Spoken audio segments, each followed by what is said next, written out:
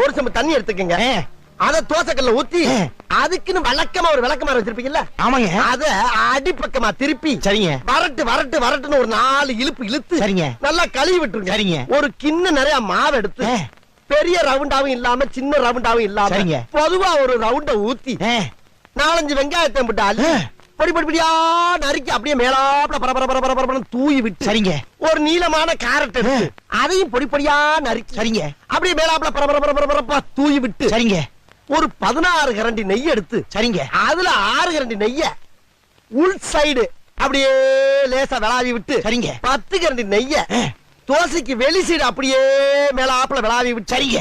இட்லி பொடி இருக்கு பாத்தீங்களா? அத அப்படியே அள்ளி மலை சாரல் மாதிரி அதை மேலாப்ல பரபரன்னு அப்படியே பேய விட்டு சரிங்க. பொத்துனாப்ல அப்படி ஒரு பரட்டு இப்படி ஒரு பரட்டு அப்படியே ரெட்டு கலர்ல முருக விட்டு கம கமன்னு ஒரு ஊத்தப்பத்தை எடுத்து